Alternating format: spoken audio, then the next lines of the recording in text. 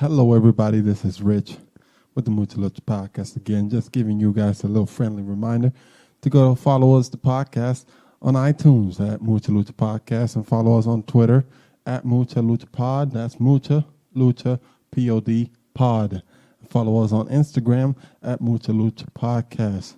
Now here is me, Rich, with Los on episode 16 of the Mucha Lucha Podcast. ¡Lucha! ¡Mucha lucha! ¡Mucha lucha! It's the way it's life! ¡Mucha lucha! ¡Mucha lucha!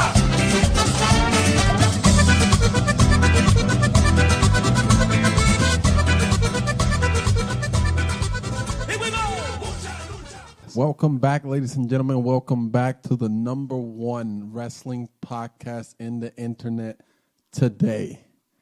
Self-proclaimed, because that's not really true.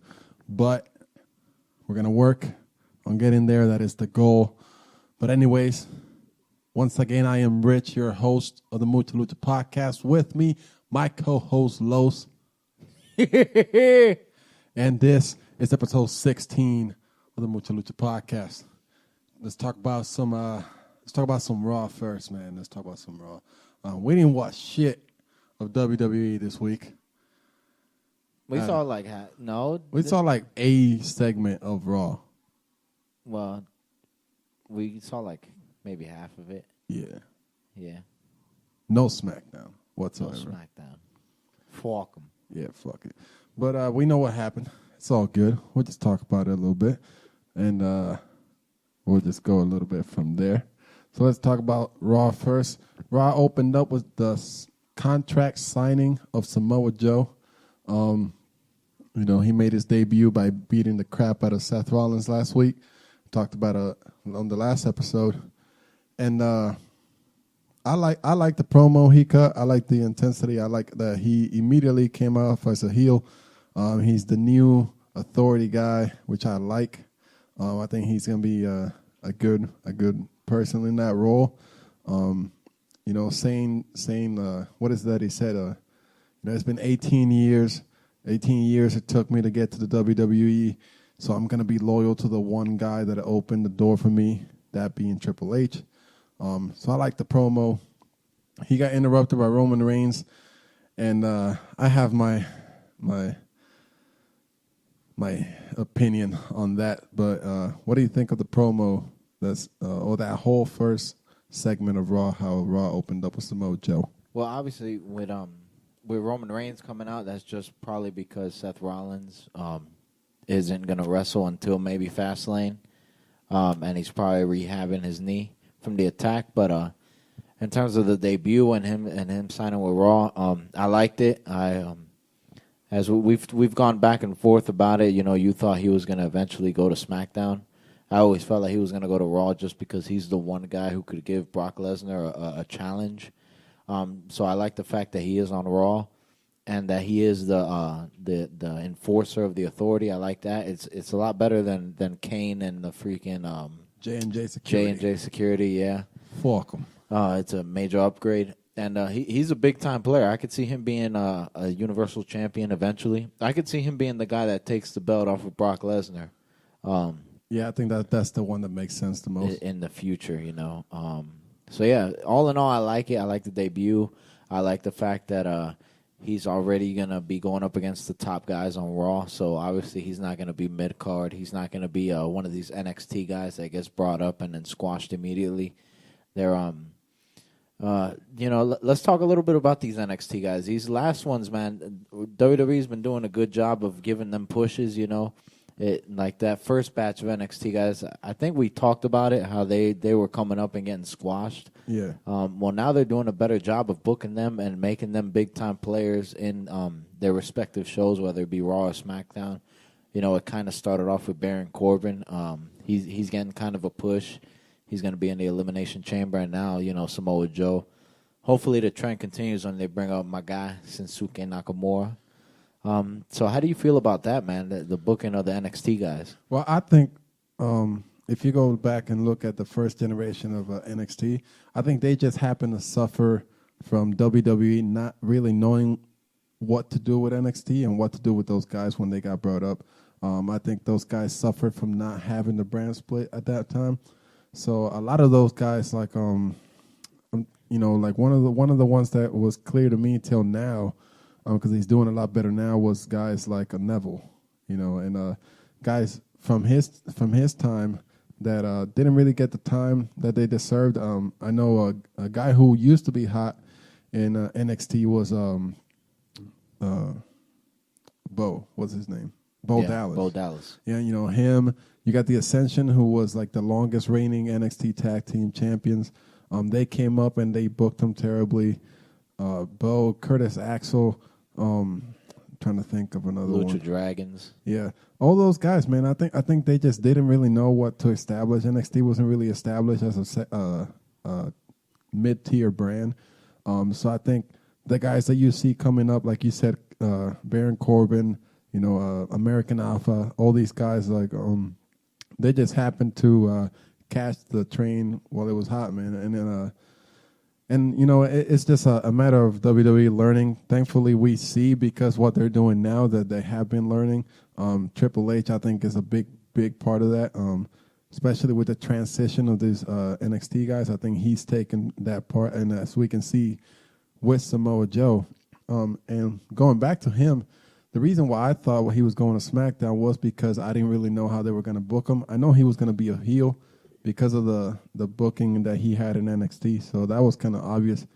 And if you know Samoa Joe from his past, you know that he works better as a heel. So I thought he'd be a good addition to SmackDown, just to have a rivalry maybe with AJ Styles and even John Cena later on. But what I have been reading is that the reason why they kept him away from SmackDown is because they don't want SmackDown to start looking like TNA in the old days.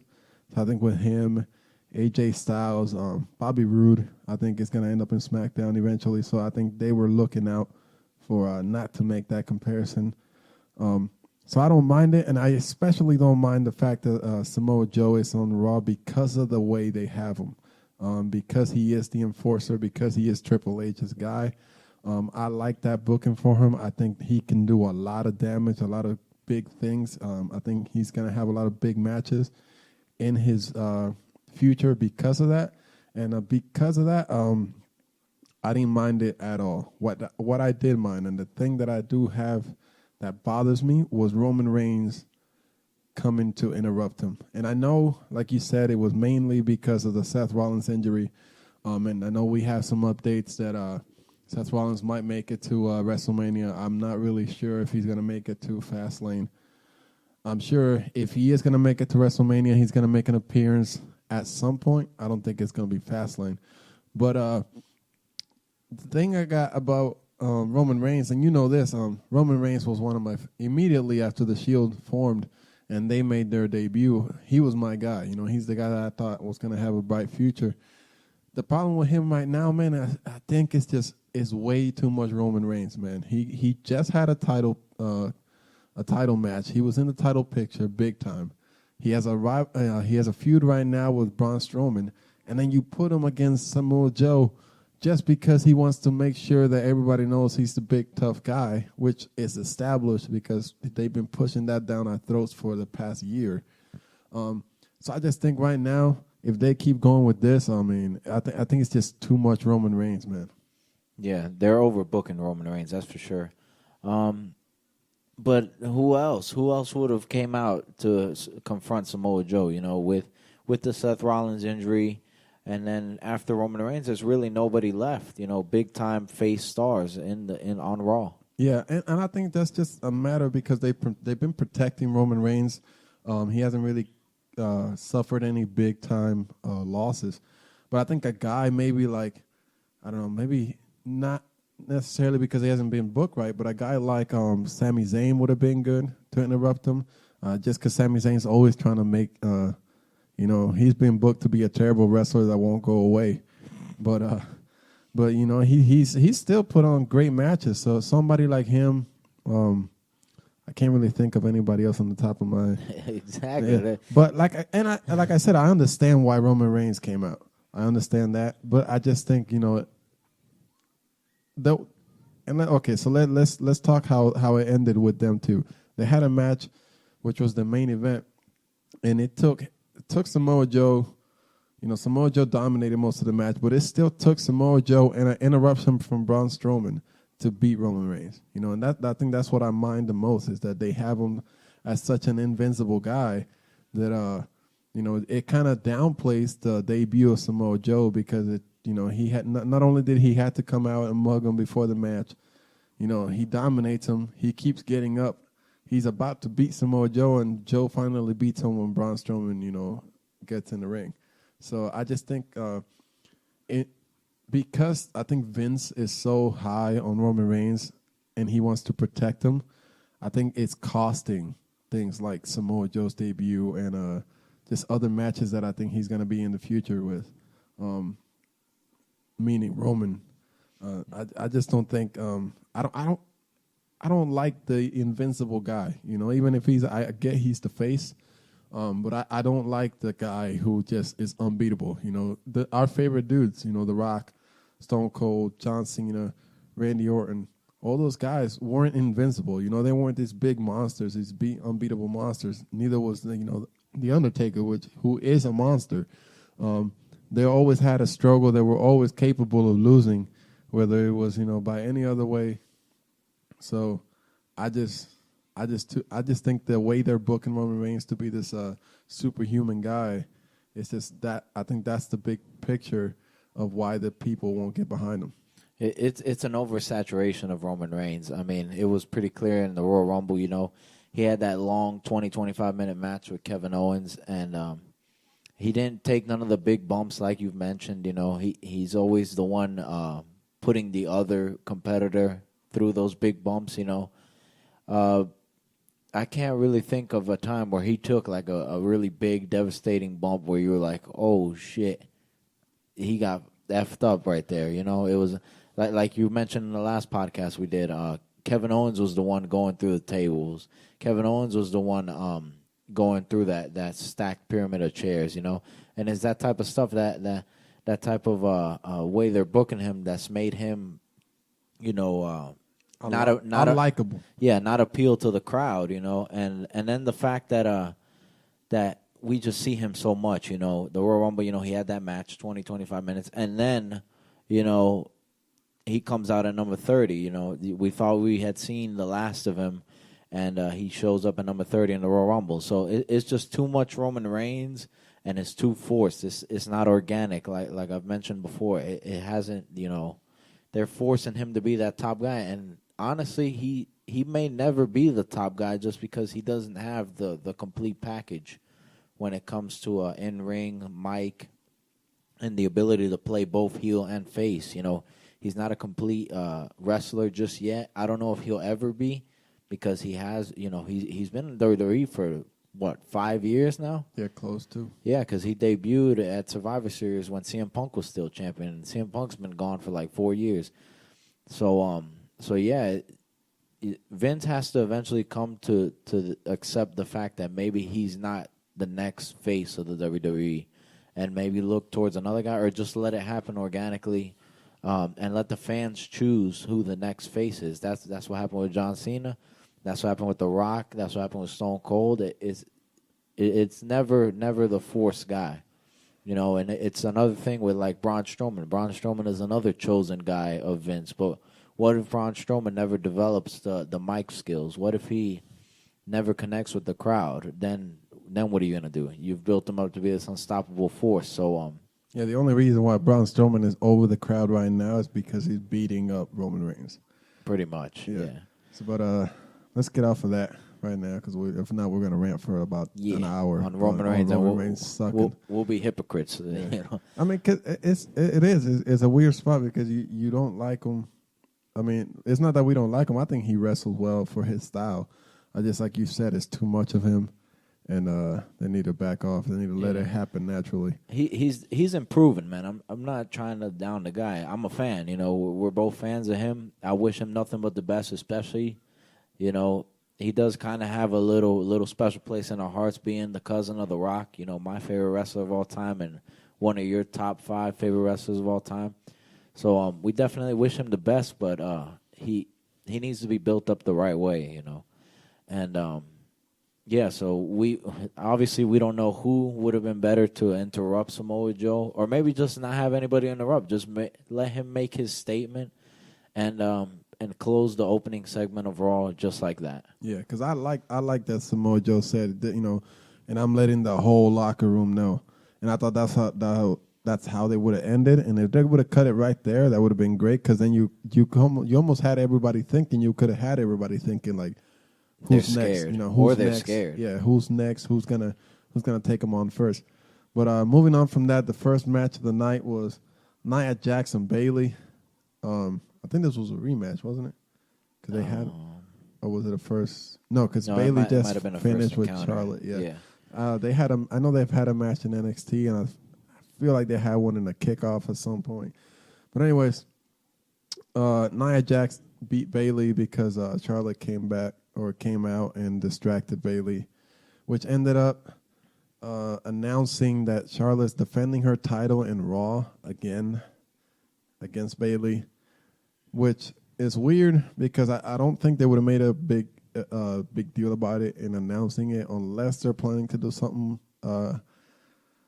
that's kind of unexpected but expected at the same time. Like, I think she's going to lose it and regain it again at Fastlane because it just gives Fastlane a little bit more oomph. And just because I don't think they're going to end the undefeated pay-per-view streak that Charlotte's on. I think they're doing that's a pretty good story that she has going on. And I think she's going to keep that on till Mania. So I can see her losing on another Raw like she did to Sasha Banks before, and then regaining her title at Fastlane.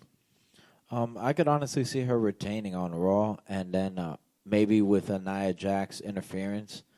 I could also see her not defending the belt at all at Fastlane. I could totally see that because if she faces Bayley, it's too predictable, that she would win. I don't think she's gonna lose that streak at a pay-per-view like Fastlane, a bridge pay-per-view. So why even risk her getting injured or something? I don't know what I'm thinking there. Maybe.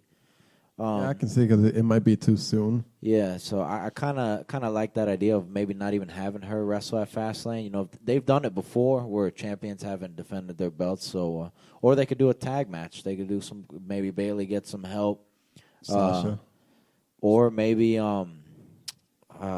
Dana Brooke comes back and faces her old, teacher, mentor. Yeah, something like that.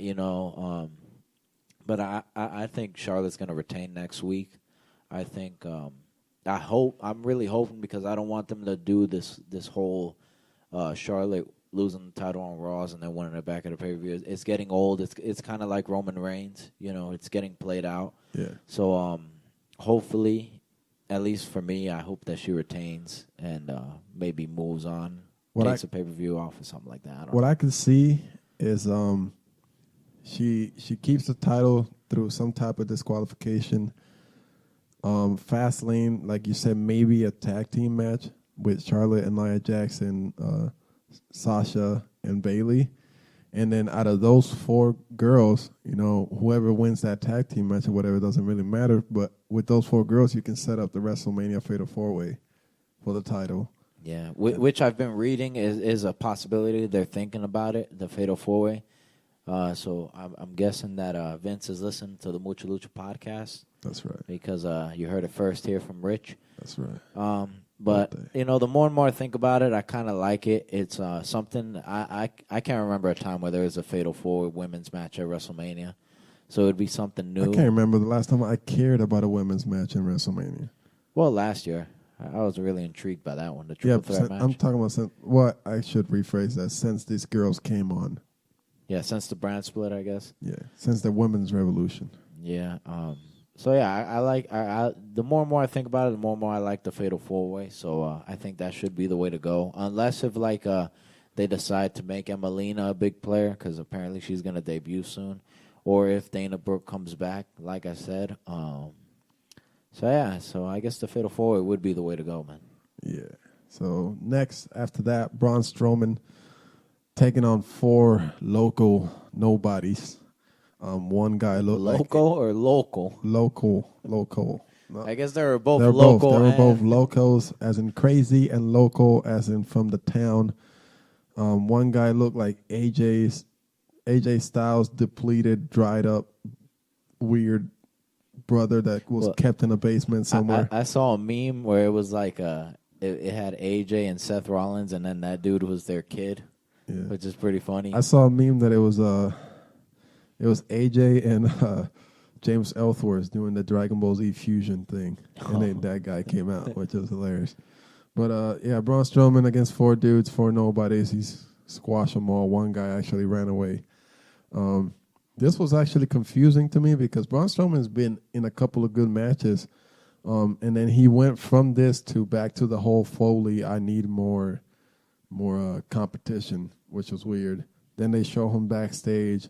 He meets up with Foley, and Foley tells him he has a match with Roman Reigns at Fastlane, which I was expecting.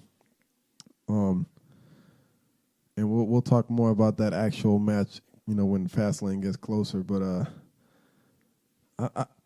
there's no way, which is sad because I like Braun Strowman. I think he can be a big player in being a big time heel in the future. But I think he's gonna eat a loss to Roman Reigns. Well, who knows? Because both of those guys are the chosen ones of Vince. So that's one that's hard for me to predict. Vince is gonna have a heart attack trying to choose who's gonna go. Yeah, over because who. he likes both guys, and maybe by then he'll come to terms that Roman Reigns isn't the guy right now. Double count out. Or something like that. Yeah, I could see that happening. Or I could see some kind of interference. Well, not really, because who is there to interfere? Samoa Joe. Well, yeah, but I think Samoa Joe will eventually be facing off with Seth or something like that. I don't know. It's weird, man. It's weird with the whole Seth Rollins injury because now they pretty much got Braun Strowman involved in 2 storylines. Just floating around as a bad guy. And they got Roman Reigns involved in 2 storylines now. If this Samoa Joe thing is a storyline, so it's kind of weird. But yeah, so Braun Strowman sacrificed these 4 dudes to the Strowman gods. Yeah. And that's all we can really say about that. That was. I mean, yeah, it was a crappy match. But yeah, I could definitely see the double count out you were talking about. Yeah, like double count out, double disqualification. Something's gonna happen. That match, they have to book it to where they both come out looking strong. Yeah. But moving on from that, we had yet another cruiserweight match between a debuting Akira Tozawa, who the last time I think he was seen was in the cruiserweight classic, and then defeated Drew Gulak. We watched this match. The dude was actually, Tozawa was I think he wrestled really, really well. He was hyped up. I just think, man, it's hard for these Japanese wrestlers to translate in every way to the WWE casual fan, because I saw a lot of people I think I see crowd reacting in a way like the people who know about Japanese wrestling, their style, their way, maybe seen him before in the classic, reacted to him, the way he was yelling and trying to get the crowd involved. Some people caught on, but I think the majority of people, the casual fan who was probably there with just a friend or something, was kind of like, what the hell is this Japanese dude yelling, flying around? But it was a good match, man. I liked his snap German suplex is the shit. Yeah, I like that. It's pretty dope. I like that he has a bunch of like MMA type hits too. Like I said, the snap German suplex, which is his finisher, was pretty dope. So, I'm just not totally sold still on the cruiserweights. I like the improvement they made by having Neville. I think Neville's leading that whole charge, but it's just hard for me to get into the cruiserweight still. Well, the thing is that not many cruiserweights connect with the crowd, man, and that's what it's all about in this day and age of WWE. You got to be able to get a crowd reaction, connect with them in some way or another, and not many dudes have been able to do that from the cruiserweight division.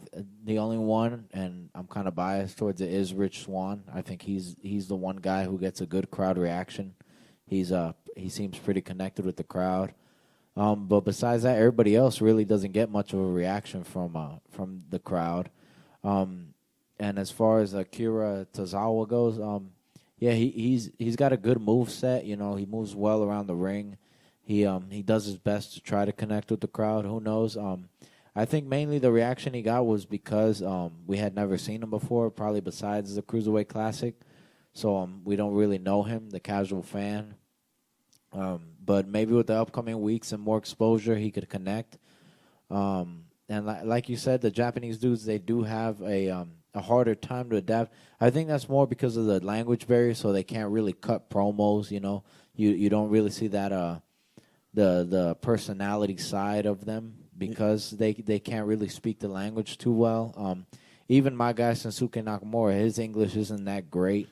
Yeah, but Shinsuke, like, his charisma gets him past that. He's the one Japanese dude who I see could succeed. Oh, he's going to be great. Yeah, and I think he'll be the one to go to SmackDown. I feel like that's what I've been reading. But that him and AJ will probably face off eventually, and probably Bobby Roode would go to Raw. I think that's my prediction. But back to these cruiserweights, a win over Drew Gulak isn't really that impressive. Apparently, he hasn't won a match since he's debuted on the main roster. So yeah, he's like the jobber right now. Yeah. He's just taking a bunch of losses. yeah. So yeah, man. But like you said, that snap suplex is pretty dope. His overall moveset's cool.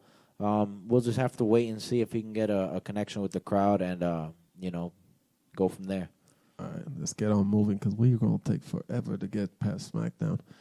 But after that, we had a little promo with Kevin Owens and Jericho coming down, talking a little bit about the WrestleMania main event. Jericho threw some shade by saying that the best friends should be the ones to main event WrestleMania.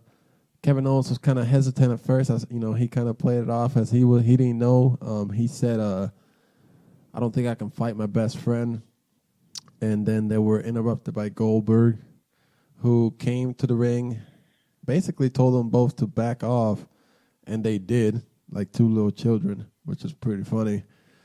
He accepted Paul Heyman's challenge to face Brock Lesnar at WrestleMania, and then basically, like everybody in the world who knows anything about wrestling was expecting, challenged Kevin Owens for the title at Fastlane. Yeah, man. Which, man, this is gonna. I don't know how you make it for Goldberg to win this match without burying Kevin Owens. I think that's because he's gonna take the title. He's gonna have that title to make it a bigger match at WrestleMania against Brock. But it's just I don't want Kevin Owens to look weak because he's been looking weak for so long now with all this the way he's been losing. Or he's been winning these matches lately that I just don't want him to keep looking like he can't beat nobody. Well, I think this match will go longer than the Brock Goldberg match, just because I feel like Chris Jericho is going to get involved and maybe prolong the inevitable. And then, like you said, the way Kevin Owens has been booked, it's kind of the opposite of the way Roman Reigns has been booked. Roman Reigns has been booked to look unstoppable, and Kevin Owens has looked all like but a weak heel. Unstoppable, yeah. Which is terrible because Kevin Owens he's the guy who I feel could be the next face of the WWE. I see Kevin Owens like the next version of CM Punk. If they let him, let him be that, that to bring out that much charisma, to let him be who he is, like when he first came out and challenged Johnson. If they let him be that Kevin Owens, he could be huge. Yeah, there's three guys who I feel could be the next face of WWE, and it's AJ, Seth, and Kevin Owens. Probably Kevin Owens is more suited for it because he can play both the heel and the face, and he has a connection with the crowd, and the fact that he's probably the best combination out of the three of age, experience, complete package, all of that. I've said before it was Seth, but I feel like Kevin Owens is when you look at it, strip it down to its core, he is the guy who could be the next face of WWE. But yeah, back to this match, man. I like it just because I'm a fan of Goldberg, and seeing him get one last title shot and possible run is, I like it. And I the way they've booked him to, look unstoppable. I almost feel like part of it's so that he won't get injured because he is an older guy, and another part of it is because they're kind of like making up for the way they booked him when he first came to WWE, where they gave him that one title run, but he was losing to Triple H, dirty tactics, getting buried, and then he eventually just left because he wasn't gonna roll with that. So I feel like this is kind of a product of them trying to make it up to him, and like you said, I totally expect him to win the title, probably having to beat both Kevin Owens and Chris Jericho, because I feel like Chris Jericho is going to get involved somehow, some way. He'll find a way. You know how he is. Yeah, the reason why I want this match to last, even if it is like 5 to 10 minutes, is because I want WWE and Goldberg to show that Goldberg's going to be able to wrestle. Because, I said that about their first match between him and Brock at Survivor Series. I didn't think they were going to put on a good wrestling match. And they're not going to do a 5-second match at WrestleMania. So I think this is a good little, a little bit of time to show.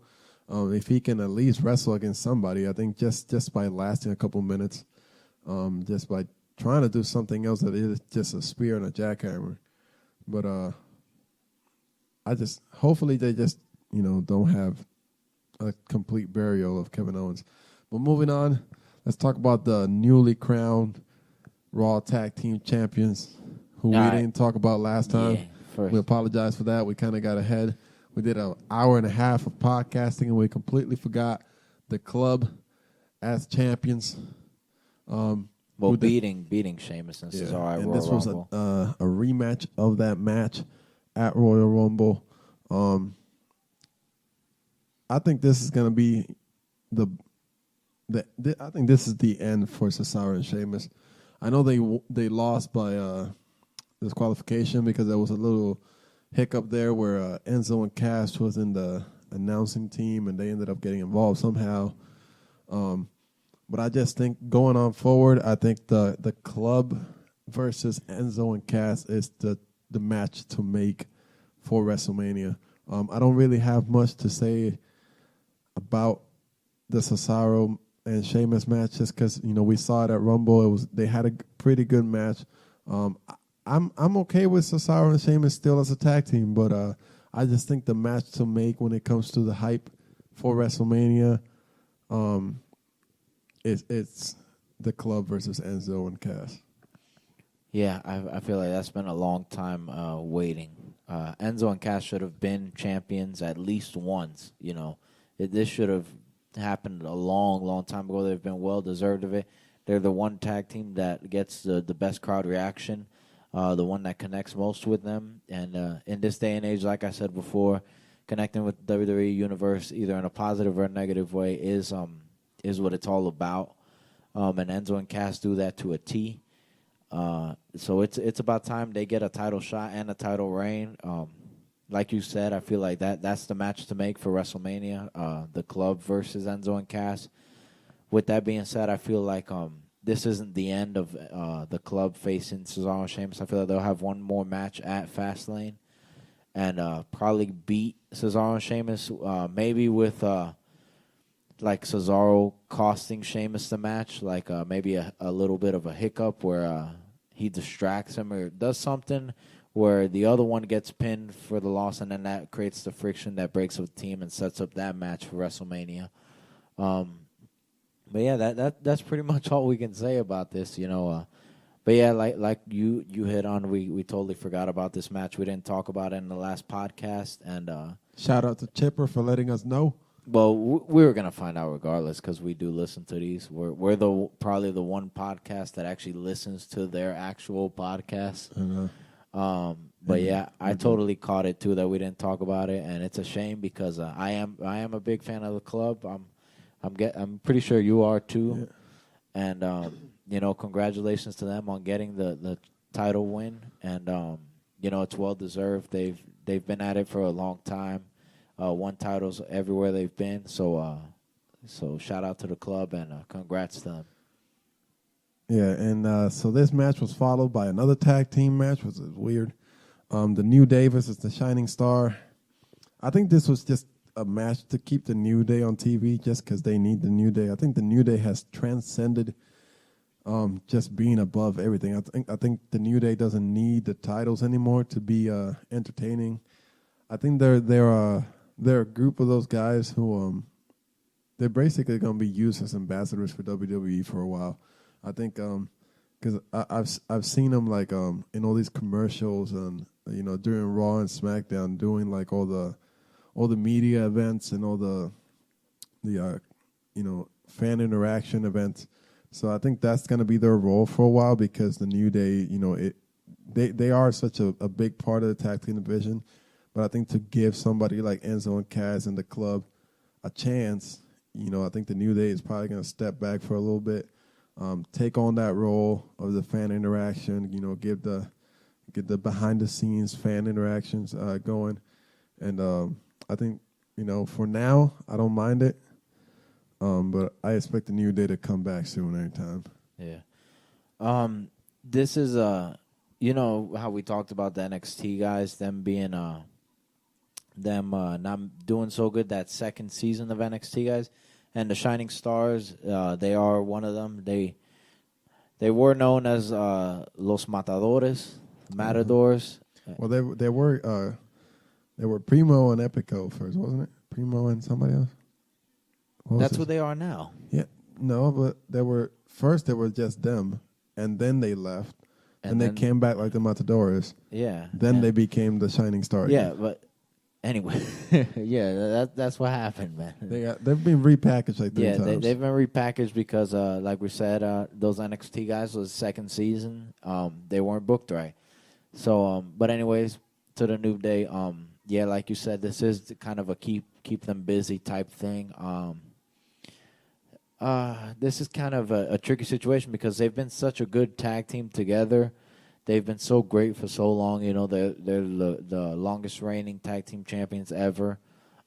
They do have that fan connection. So, and I think they're at a point where they can't really break up. Yeah, so I wouldn't break them up, but I would give a guy like Big E a push. He's the one guy I've been saying it for a long time, and you've agreed with me that he needs a push. He's the one guy who I could see him as a major player in the main event.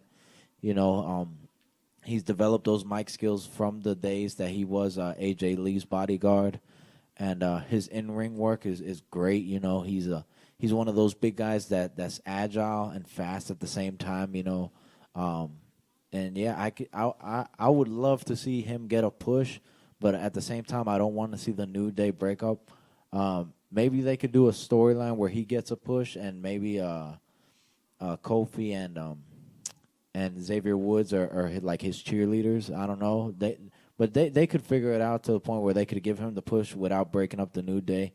I would like to see something like that. It could be more of a faction instead of a tag team. Or faction. He could get the push and then have the other two win the tag team titles or something like that. Or have Kofi win the U.S. title and then have just Xavier Woods as the manager. Because Xavier Woods doesn't really wrestle much. He doesn't. He's a guy who he could be perfect in that manager role where he doesn't have to be fully involved in physical contact. I've read that that's kind of what he wants. I've read that he's not really looking to be too many, in too many matches. I think he likes the manager type gig that he has going. So I mean, if that's what he wants, they can do something like that. They could make it work out where they don't have to break them up, but they could give each guy a push if they feel like they deserve it. And Big E's the one guy, and Kofi too. Kofi's been around for a long time. Multiple time U.S. champion, multiple time Intercontinental champion, multiple time tag team champion. But Big E's that one talent where if they don't give him at least one main event push. It'd be a huge waste of a talent that could be a big player in the future, man. Yeah, and so past this, I think we had a match between Chris Jericho and Sami Zayn for the U.S. Championship. Chris Jericho won. Sami Zayn, man, I'm starting to like Sami Zayn just because they treat him like crap. Literally, they don't want to give that man no shot. Like, he's been trying. He's probably in that roster right now, one of the most over with the crowd people. I mean, I know you love him, or at least his theme song. But I wouldn't say I love him. I like him. He's like, he's a hard worker. I'll give you that. He's being built up the way Roman Reigns should have been built up. Yeah, with the struggle. Yeah, with that stroke, because Sami Zayn, if Roman Reigns, if we switch those out, it would be perfect for what Vince wants. Vince wants to make Roman Reigns a big guy, the face, you know, and if he was in Sami Zayn's shoes, he'd be primed and ready for it. So Sami Zayn, you know, he's done great work. They've built him up, maybe not even intentionally, maybe it's just been by accident, but the right way. He's primed to get a reign. Good push. Maybe not Universal title reign, you know, let's not get crazy, but U.S. champion, I could see him as a U.S. champion. At the same time, I kind of want Braun Strowman to win the U.S. belt, but I could totally see Braun maybe going straight for the Universal title whenever he's ready. So I wouldn't mind Sami Zayn winning the U.S. title. And as for Chris Jericho, you know, I've already blown smoke up his ass plenty over the last few weeks, you know, claiming that he has a case for the greatest superstar ever. So I really don't need to comment on that. I'll let you do that if you want. Nah, I mean, we know that Chris Jericho is main event. Sami Zayn, I think this is just putting him in that. He's getting the Jericho treatment. He's just, you know, establishing himself as upper middle card. Like he said, I don't mind it if he gets the title, the U.S. Championship eventually, and I also wouldn't mind another feud with him and Strowman for the title. I know we've seen it before, but, you know, a more motivated, a champion, Sami Zayn, I think stands more of a chance against a guy with like Braun Strowman. So I wouldn't mind that. But the good thing about Sami Zayn, I'll tell you what, man, and I think where he's convinced me is that you can put Sami Zayn on a match against anybody, and you can see it by his face expressions. You can see it by the way he works. He works hard. He gives it all he can. He gives it everything he needs to make any match a good match. And I think he won me over with that match against Seth Rollins. So, you know, like you said, he's been built up, whether it was intentionally or not, the right way. I think he's perfectly set up for a big push right now, and we'll just have to see what happens. Now, one thing that I like about this is that they're keeping him upper mid card, you know, just in case. Because let's say Seth can't make it back by WrestleMania, you know, and let's say they don't want to break up Kevin Owens and Chris Jericho. Then the most logical opponent for Kevin Owens would be a Sami Zayn rivalry, one last match at the grandest stage for the biggest prize. You know, I wouldn't be mad at that, even though they have faced off, you know, 3 or 4 times already.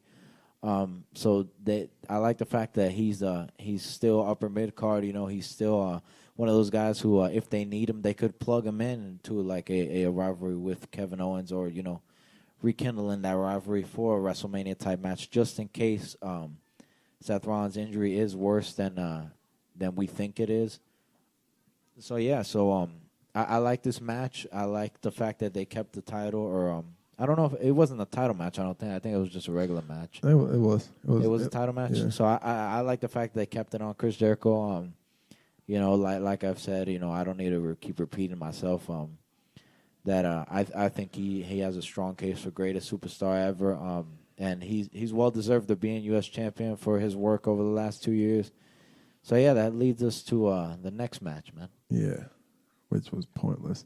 It was yet another cruiserweight with the rest of the cruiserweights, because they don't have but like 8 of them.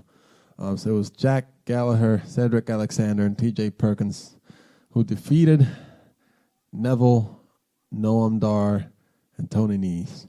A match that I feel like we've seen multiple times in multiple ways. And I am so bored of the cruiserweights because they won't let them do cruiserweight shit. Vince needs to go ahead and just let them do what they do best. I understand that the WWE has a certain style. I understand that the WWE doesn't want to take too many risks. with injuring each other and getting hurt, taking big risk. But these are fucking cruiserweights. You brought them in for a reason. Let them wrestle as they do. Other than that, this match was all right. Fuck it. I got shit to say. No, like this match, it's one of those. Other than Cedric Alexander should be the up-and-comer. Yeah, I was about to bring that up. Before the emergence of Rich Swann, he was probably the guy that I liked. I was watching. I didn't like the fact that they paired him with Alicia Fox. I really didn't like that. She's annoying. She's annoying. They've ran their course with her. I feel like she needs to go on somewhere. But I like him. He has the look. He has the talent. He's the one guy. Like I said, before the emergence of Rich Swann, he was a guy that I kind of liked. He's the complete package. I don't know how his mic skills are, but I thought he was Derek Young. I'm not gonna lie to you. But yeah, I thought that was exactly who he was. Derek but yeah, Young. From his backstage little promos, he seems like he's got some charisma to him. And he's solid on the mic. So I think he could be the next challenger for Neville if Rich Swann doesn't get the title back. But besides that, the rest of these guys, T.J. Perkins, I thought he could have been the face. But he couldn't get that crowd connection. I still like him, still a fan. Hopefully they don't completely bury him. Jack Gallagher, he's up and coming. He's a guy that he's getting somewhat of a crowd reaction, so he could be a big player. The other guys, Tony Nese, you were kind of big on him earlier, but they haven't really done nothing with him. This Norm Dar guy, they need to go ahead and release him. No, I'm just Well, here's the thing. All right, so let's go down the list of these guys. Jack Gallagher, he's fun. He's at least fun. He's funny in his matches. He does funny shit. Whatever. Cedric Alexander, like I said, should be the up-and-comer. Most likely to be the up-and-coming guy. T.J. Perkins needs to complete repackage. That video game shit is not working. You're a grown-ass man. Hey. Back off. But, I mean, he's a good worker, so at least he has gone on. They tried him. He won the classic, but the crowd couldn't get behind him. Move on to the next one. Neville is doing his best work till today with his heel persona. I like it. Neville, don't change shit. Stay as you is, Neville. Stay as you are. Noam Dar, fuck him. And then I'm mad. I knew that was coming. I knew and that then was. Tony Nese, he has the potential to be the next big heel, following behind Neville. And then past all these guys, there's always the threat of Austin Aries to come back. I'm sure he's going to just run through and just take over that whole division The when he greatest comes man back. in the world. But yeah, the one guy that I couldn't really touch on was Neville. You like him as a heel. I don't like him at all. I kind of feel Other than the fact that he has a big-ass forehead, I don't mind Neville. He's cutting a lot better promos. He's wrestling better. I like his strong-style wrestling. And I think he's doing good enough to be the big-time heel of the cruiserweights and trying to establish. He's getting a lot more out of these guys than they would have done out of each other if a guy like T.J. Perkins would have still been the champ.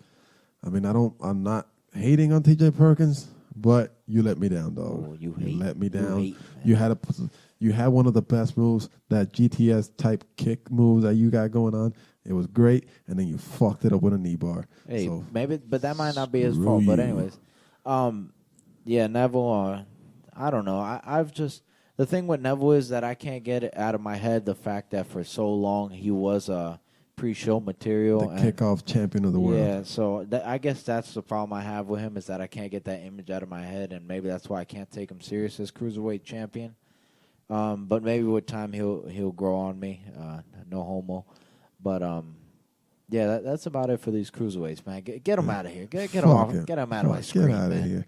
But anyways, it ended with that match we talked about earlier between Samoa Joe and the invincible, unbreakable Roman Reigns. Fuck him, even though I like him. Yeah, man. I mean, we talked about it. Roman Reigns needs to stop being so unbeatable. So unbeatable. Yeah. Moving on to SmackDown, which we didn't watch at all. I actually watched like one match. I watched the beginning. It was Daniel Bryan in his hometown. Came out, talked a little bit, said he was, I thought he was about to announce that he was coming back to wrestling. I was kind of hyped for about 2 seconds. That shit didn't happen. he announced that, "Oh, I'm happy to become to be a dad." Nobody give a fuck about being a dad. Get back to wrestling. Come on, man. They got interrupted by Miz, who cut our okay promo, got kind of personal with Daniel Bryan. He got interrupted by Baron Corbin with a fucking creepy ass mustache. Then he got interrupted by Dean Ambrose, who ended up interrupted by AJ Styles. Yeah, man. This ended up being a match set by Daniel Bryan for their here and now, quoted Daniel Bryan. Ended up being a fatal four-way between the four. Pretty decent match. I think they've all wrestled each other at some point in the past since the brand split because SmackDown barely has any people. So it was a good match. It was a decent match. The only part I didn't like about this match was that AJ took the pin. Baron Corbin, he hit the phenomenal elbow or phenomenal forearm. I don't know why I said elbow. The phenomenal forearm to Miz, but then Miz got dragged out of the ring by Maurice, which set up AJ taking an end of days by Baron Corbin. Baron Corbin took the pin, which gives him a little bit of momentum towards Elimination Chamber. So I'm looking out for Baron Corbin as my wild card. Fuck him, even though I like him. Even though I know who, I'm pretty sure I know who's going to win that one. But, yeah, man, good match. The one thing that this match showed me that I wasn't expecting it for it to show me was the lack of depth that the roster has in SmackDown. Just because we see these guys wrestle each other time and time again every week. So even though it was a great match and it's going to lead up to, I think, a great Elimination Chamber match, this is getting old for me, man. It's getting old for me. They need to start bringing up some dudes, start doing some, shaking things up because it's getting old. And they need to stop having AJ eat losses because he needs to stay relevant to stay in that title picture. Well, AJ taking the pinfall, that's surprising. Obviously, I hope that he doesn't end up, getting squashed. I hope that they don't feel that maybe they've done what they needed to do with him and that they could throw him in the mid card or whatever. I wouldn't mind him winning the IC title at WrestleMania from Dean Ambrose, but taking pinfalls from Baron Corbin. Even though I like Baron Corbin, he's not on AJ Styles' level. Neither is the Miz. So I really didn't like that part. But besides that, SmackDown was kind of just a filler for the Elimination Chamber pay-per-view. Like you said, we didn't really watch it. I guess we could try to go over the rest of it. Yeah, we'll run through it right quick. After that, it was a weird, freaking way too long of a promo by Nikki Bella and Natalya, which is a feud and a rivalry that's been going on for way too fucking long. Natalya's been getting personal. She even said to Nikki that at some point John Cena was going to leave her, and then she said, if I wasn't married, John Cena would probably end up with me, which I thought it was a little bit too far. That's when Nikki stepped out of the screen and walked off. I don't know, man. First of all, this match is not going to be as good as the hate between them is leading you to be. I'm hoping this ends up being, the final match because I'm tired of seeing it. But yeah, they're going to have a match in an Elimination Chamber, which of course Nikki is going to win because the only thing that Nikki has to prove is she's a better wrestler than Natalya because she says Natalya has nothing going on but wrestling. And yeah. Well, I think Nikki will win that match just based off the fact that Cena. Most likely WrestleMania is going to be her last match. She's going to retire and probably move on to bigger and better things. I honestly think that she's probably gotten inspired by Brie Bella and Daniel Bryan. Them having a kid. Maybe she's gonna force John Cena to plant a seed. She's gonna pop one in there. Yeah, man, or something like that. She is 33 too. So and she's had neck injuries, so I don't blame her for retiring now. So I totally expect her to win this match and. I don't know. Do you want to talk about the rumors about the tag team match now, or do you want to wait a little? It's gonna piss me off. Yeah, let's just hold off on that. But yeah, as far as this is, I I don't know. It's kind of been a weird rivalry. It's not getting much attention, much hype. We'll talk about the rumor you're talking about after Elimination Chamber, because what happens there is gonna probably tell us. Yeah. So I fully expect Nikki Bella to win this match. Probably not going to be too long of a match. I can see it being between the 5 to 10 minute range, and Nikki Bella pulling it off in the end. So the next match, we had a match between Dolph Ziggler and Apollo Crews. Yeah, man, nothing new. Nothing new again. Fuck them both. Actually, Apollo Crews have been out of television for the past 3 weeks, so we actually got to see him once. But basically ended up with Dolph Ziggler beating the shit out of Apollo Crews with a chair. I know that Kalisto tried interfering. He got fucked up with the chair, which ended up being weird because they end up making a match for Elimination Chamber, and it's a fucking handicap match between Dolph Ziggler by his damn self and going against these two guys. Which, if you have this shit pissed me off. When's the last time you heard of a handicap match where the one guy is the bad guy and the two guys are fucking good guys? That shit sounds retarded. That is a lose-lose, because if you beat him, it took two of you guys to fucking beat him. And if you lose, two of you guys lost to a fucking heel. So way to go, fucking SmackDown. You're getting nobody over in this fucking situation, because the heel, who's supposed to be the heel, now has to go through the struggle, and I guarantee you he gets the crowd pop more than the other two. This is a fuck up. Yeah, I don't like. I don't know what the hell they're gonna do. I don't like any of these guys. So fuck. I mean, I like Ziggler. I like Cruz. I think they could be big, but I don't think they could be big time. I think Ziggler has the best potential if they would have used him right. But it might be a little bit too late for him. He's lost that crowd connection. Maybe as a heel he could get back to the old days, but as far as Apollo Crews, he's one of those guys. He's probably the one guy. He's gonna be a decent middle card guy. He's the one guy out of that second or third generation of NXT guys who didn't get the big push like we talked about earlier. He's kind of. I think Apollo Crews just came up too early. I think there was just nothing for him to do when he came up. Or he might be getting that Baron Corbin type treatment. You know how Baron Corbin was in the pre-show and then now he's getting a push. So maybe in the future he'll get a big push. Repackaging. There's nothing to him.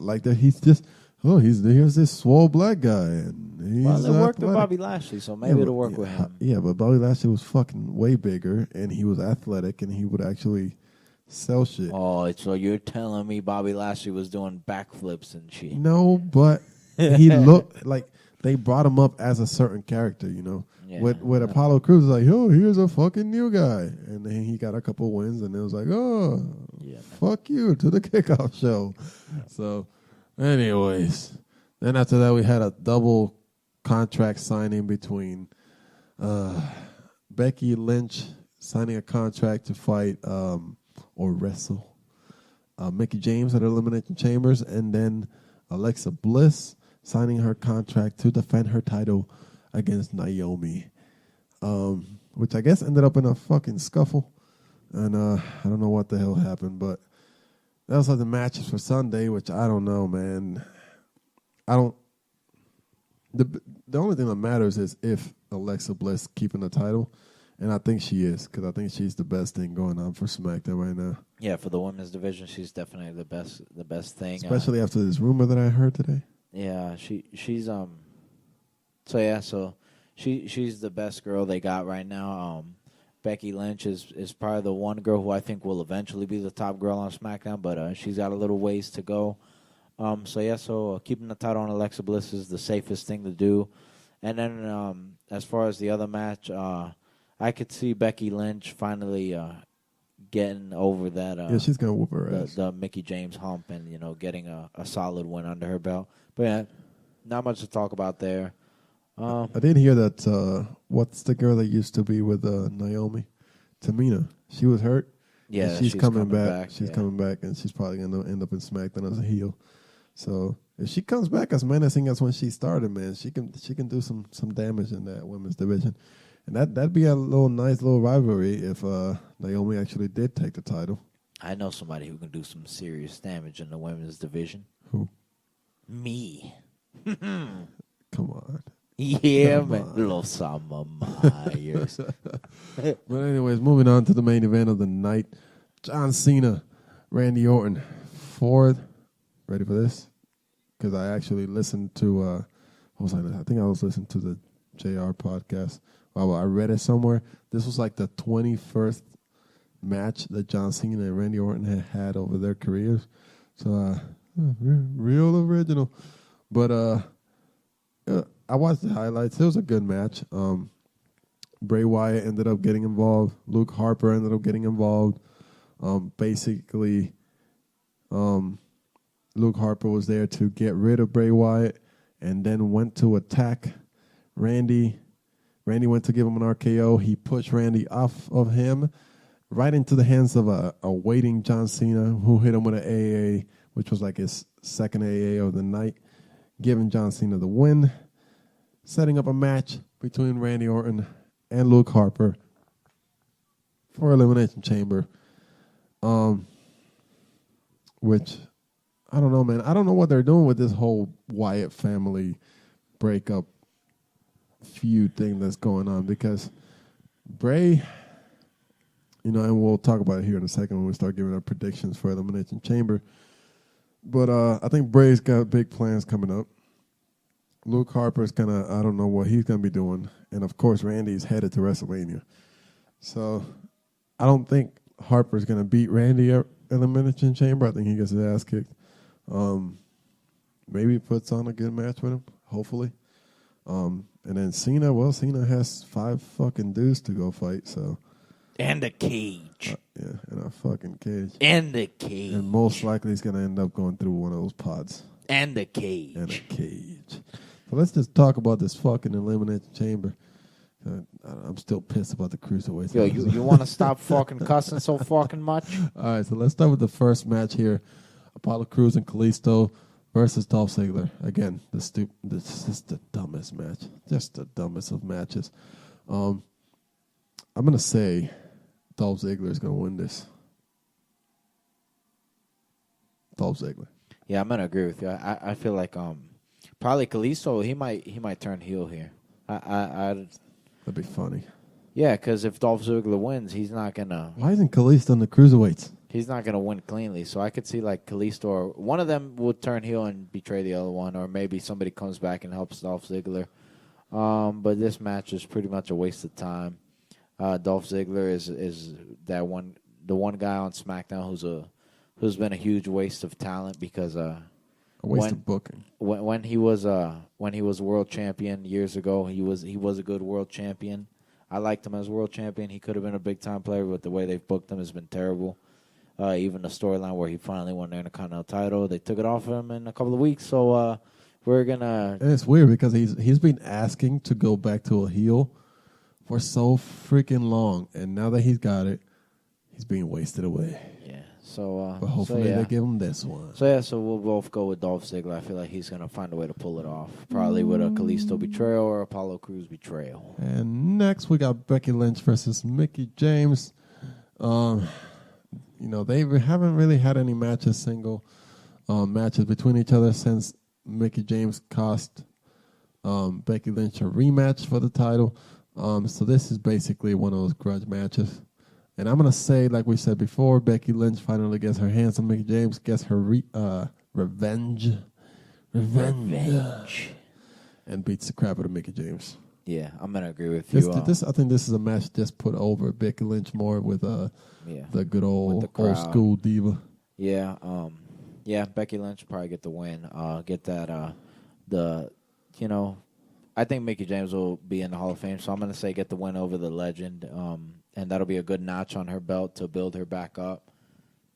It's just to keep her busy, to not squash her, because I feel like she'll probably be the one who will eventually take the title off of Alexa Bliss when the time comes. So probably. Yeah. So again, we're tied. Well, we've agreed on 2 of them. Yeah, this Becky ain't a Lynch by competition, revenge.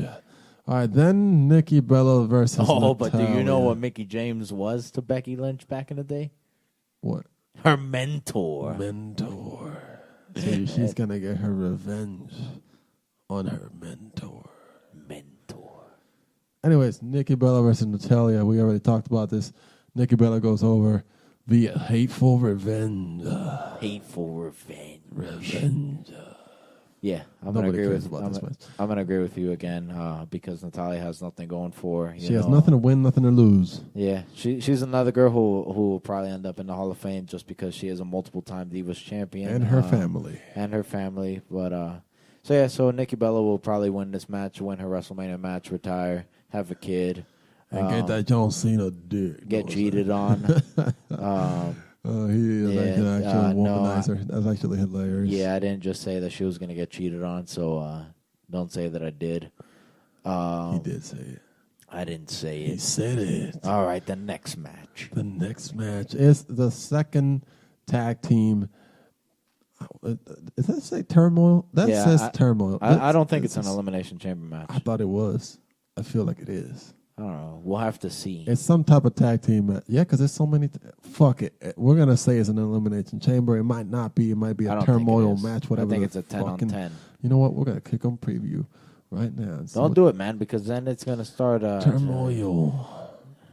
In the cage. In the cage. No, I don't think it's in a cage. It's not in the cage. I was just saying. But it's not in the cage. Their challenges include... It's not in the cage. No, it's just a fucking tag It's match. not in the cage. It's not a cage. It's not in the cage right here. All right, so it's just a freaking traditional shit ton of tag team match, which of course I'm gonna say American Alpha keeps the tag team titles because they are the only thing keeping up that freaking division going on because they completely fucked up with the Usos once they went heel. The Ascension, which I think still has potential, have not been used right correctly. Where they really screwed up was with the vaudevillains because we don't even see them on TV, and I feel like they had huge potential. Yeah, but the biggest ones coming up from NXT was the Ascension. Yeah, they were the ones hyped up, longest reigning NXT tag team champion. And the Usos had that cool heel turn, and then they fucking went away. So I'm gonna agree with you, American Alpha. American Alpha. They're the most complete tag team. They're by the best domination. tag team. They'll win by turmoil. By turmoil domination. The game. That's Raw. That's Raw. Sorry. Domination. Anyway, Luke Harper, Randy Orton as the co-main event. No, wait a minute. The co-main event. This ain't UFC, man. Yeah, but I was actually I skipped one match or missing one. But anyways, Luke Harper, Randy Orton, a match that means absolutely nothing unless it's gonna play out to the ending of the Elimination Chamber match. My prediction is Randy's going to start getting hot on his road to WrestleMania, so Randy takes this one by RKO out of nowhere. I'm actually going to say he RKO's him regular. Out of nowhere. Nah, man, not at all. I think he does a little coil up thing and then nails he's him. going to counter the discus clothesline into the RKO. Oh, I wouldn't mind that. That's actually a pretty good thing. And that would make it out of nowhere. It would be out of nowhere. Out of nowhere. Out of nowhere. Out of nowhere. Yeah. So he'll get high. He'll get on a little streak for WrestleMania. He's gonna win this match. Because they can't have him losing too many matches. You know, especially since he already lost to John Cena on SmackDown. Yeah, so he needs to be established as the Randy Orton people know and love to hate. He should beat Luke Harper and punt his head in. Out of nowhere. Out of nowhere. Next, the co-main event. The co-main event of the evening. Alexa Bliss versus Naomi. Naomi.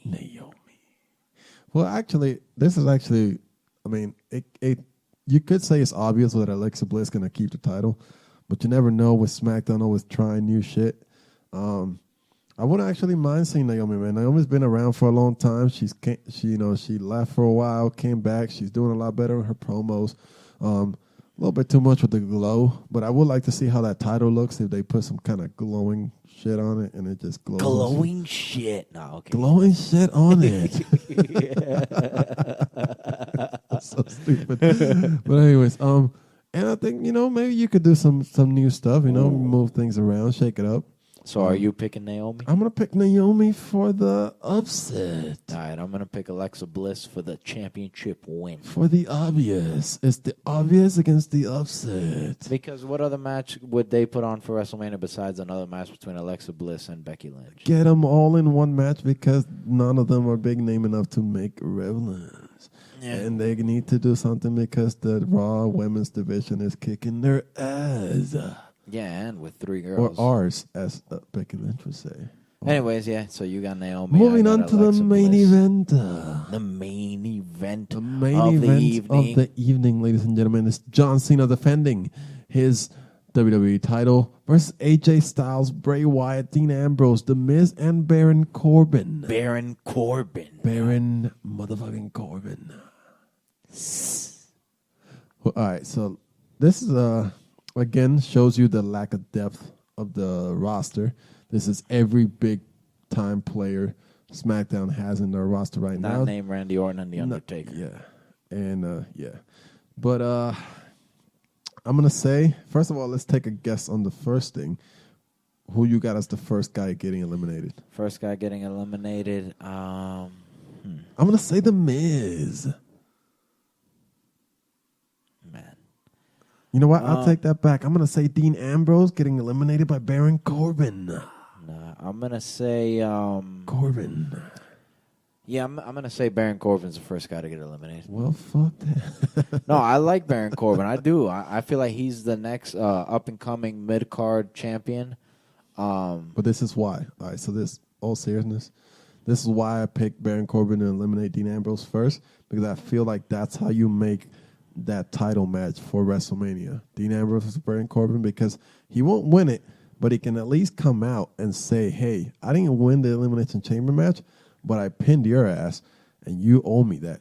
So he can make a case for that title match. I'm just gonna say Baron Corbin because he's the least big name in the match. Well, Baron Corbin, Carlos says, fuck you. No, it's not. It's look at the other guys. The other guys are a lot bigger. I know. They've been there longer. 4 out of 5 of those guys have been world champion, besides Bray Wyatt, who should have been world champion. Who is my pick to win this whole thing. All right, so that's a spoiler. So you're saying The Miz is going to get eliminated first. I'm going with Baron Corbin. And then the winner, I'm going to say Bray Wyatt, because it plays into the storyline of Bray Wyatt and Randy Orton.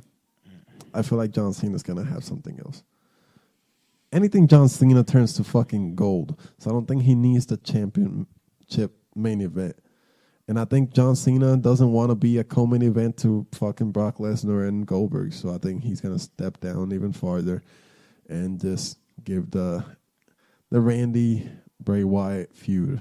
See, but that's why I'm going to pick John Cena to retain because of that. Because even though John Cena, he's got so many good things that people can say about him, with the Make-A-Wish, but there are a lot of douchebag things that he has done. Like burying the shit out of people. Yes, like burying the shit out. So I think with Goldberg, Brock Lesnar most likely main eventing WrestleMania, I think he's not going to be like, oh, because they're main eventing and I don't want to be the co-main event, I'm going to take a lesser match and be freaking the second match on the card. So and the fact that I like the John Cena versus Randy, the story that they've built up in it. And the fact that the last match didn't end clean. So I'm going to go with John Cena winning it. I would love to see Bray Wyatt win it. Good God. That's one Make guy. it happen. I've said it for so long. We've said it for so long that he should have been freaking world champion. He should have won the Money in the Bank. Something. He should have done something where he should have been the freaking world champion by now, not have just one freaking tag team title reign that lasted 2 weeks. 2 weeks. But yeah, I'm gonna go with the John Cena. All right, so you're going with the John Cena by John Cena effect, the unbeatable John Cena. I'm gonna go John Cena by STF. That'd be random. He's I'll tell you what. I think this is my sequence of final events. I think it's gonna be Bray Wyatt, AJ Styles, John Cena left. I think John Cena eliminates AJ Styles and makes John Cena look he's about to win the whole thing. Everybody forgets about Bray Wyatt. Bray Wyatt comes out of nowhere, hits the sister Abigail. Bray Wyatt wins. Comes out of nowhere. They're both gonna be in a damn cage. Yeah, but Where's nowhere? it's a big cage. A big cage. A big cage. All right, so I'm going to go with Baron Corbin being the first one, The Miz being next. I'm going to go with Dean being eliminated by AJ. Dean has to be there for a while because he's going to do the crazy shit. Yeah, I'm going to say Dean gets eliminated by AJ, setting up a match between them two for the IC title. I like your style. And then I'm going to say AJ AJ gets eliminated by John, and then John beats Bray by STF. And unless Randy has adopted the powers of teleportation. Finds a way to interfere. Now, the reason why I say that is because I could see WWE doing, or Vince, mainly Vince, doing something stupid, like wasting Bray Wyatt and having him face Luke Harper at WrestleMania. Oh, my goodness. I could see that. I could totally see that happening. God damn it, I didn't think about that. I could totally see it happening. It's a waste of a kickoff. It's a waste of a match for Bray Wyatt. That's going to be the kickoff match. But I could see it happening, man, just because... family against family. Yeah, family against family. Fuck. And then with you that... just crushed my heart. And then I could totally see freaking Bray Wyatt losing because, like, Eric Rowan comes back to help his brother or something like. Fuck that guy. I can't put nothing past the ridiculousness of Vince. Past Vince McMahon and his failure to accept the fact that Bray Wyatt could be the next Undertaker or Undertaker-like being in WWE. So that's my prediction. Kind of a surprise prediction, you know. So I'm gonna go with John Cena versus. Stick to my gut. I'm gonna stick to my gut as much as that shit made sense. I'm gonna stick to my gut. Damn it, give it to Bray Wyatt. Some low-level writer that's listening to us right now. You make it happen. But that's all, man. That's all for WWE this week. Nah, man. I got one more thing that I want to say about WrestleMania. So obviously, with Goldberg being brought back to face Brock at WrestleMania, it's obvious that Vince is going all out to make this a huge WrestleMania. Oh yeah, all out. And I'm sure everybody who doesn't live under a damn rock like Patrick Star for SpongeBob has heard of the Floyd Mayweather versus Conor McGregor possible boxing fight. Yeah. So if you're Vince, why not try to promote this freaking fight and make it for WrestleMania? What, the Mayweather? Yes, make it for WrestleMania. You know how huge. I know it's a real fight compared to the stage of, you know, the professional wrestling. But you know how huge that would make WrestleMania. Listen, in a world of Vince having all the money, I can see that happening. But us being fight fans, and this is not a fight podcast, so we're not going to talk about it. But I had to bring it up because of the fact that I said it could happen at WrestleMania, and the fact that Conor McGregor, there have been rumors that he does want to try WWE. I think he'll make an appearance, maybe. So I could all he needs is an appearance. If I could speak with Vince, I would tell him to reach out to both of them and be like, "Yo." And Floyd has already done stuff with WWE. You could hype it up at WrestleMania. You know how many WWE Network subscriptions? They could have a face-off. They would sell so many WWE Network subscriptions if they did that. For no reason. That is true. You could have a face, even if it's a face-off. But anyways, you already have fucking Big Show versus Shaq. Okay? We didn't break that down. Enough of that shit. Cause that needs a serious breakdown. I don't know if that has to be confirmed. No, and just because Big Show has abs now, fuck him too late. Nobody wants to break that shit down. We'll break it down whenever WrestleMania gets closer. He's looked better than ever. He's all right. I mean, he's bald, so fuck that. But he wants to feel like important people. Anything else that we've listened? I've been watching some New Japan Wrestling. People, if you're listening to this and you give a crap, give New Japan Wrestling a shot, man. It's gonna confuse the shit out of you. It's a lot of confusing gimmicks. Japanese wrestling. I don't know if you've watched many of it, but it's a more gimmicky to us. A lot of it. It's a lot of gimmicks. A lot of it is pretty cool though. They have great wrestlers. They put on great matches though. A lot of the times, you just have to filter out the gimmicky match, with the more serious matches. They have a lot of factions, a lot of big groups. They have their own thing going on where, like, it takes you a minute to kind of understand what's been going on because it's literally one giant story that plays out over years and years.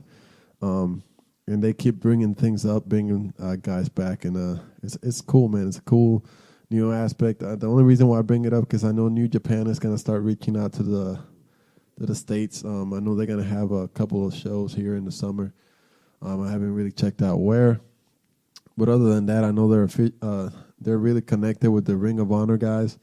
A lot of the Ring of Honor guys from the States go to New Japan to wrestle, like Adam Cole, a lot of the guys from the Bullet Club, Cody Rhodes, who is now the American Nightmare Cody over there. So if you like wrestling, if you just like watching good wrestling and want to check it out, I suggest you check out New Japan Wrestling. Check out Ring of Honor if you haven't checked out Ring of Honor. If you've never heard of Ring of Honor, just think that Ring of Honor gave you Seth Rollins. It gave you Kevin Owens. Who else came out of there? There's a couple other guys. Guys like Luke Gallows and Carl Anderson. Some of the top guys that WWE has right now came out of Ring of Honor. AJ Styles was there for a while. Bobby Roode, Daniel Bryan. So check them out. It's cool stuff. And the last thing I want to talk about is one of my favorite things that is going on in the wrestling entertainment business right now, and that is Lucha Underground. Ladies and gentlemen, if you've heard me rant in the past podcast about Lucha Underground, if you're saying, hey, man, I don't know how to fucking go back and start all over. Well, guess what?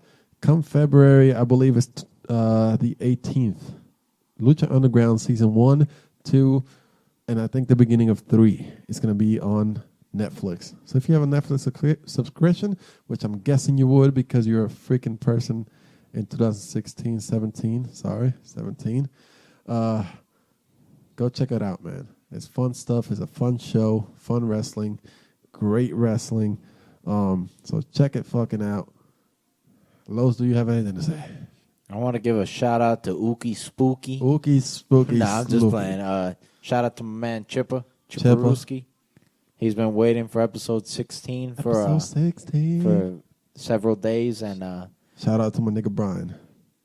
Shout out to Brian. And shout out to Gomez. Fuck him. Gomez. He wants to feel like he's important. He wants to feel important going to the MMA fights that we're going. Other than that, let's talk about some big time wrestling in Spartanburg, South Carolina that we're going to be going to watch next Saturday.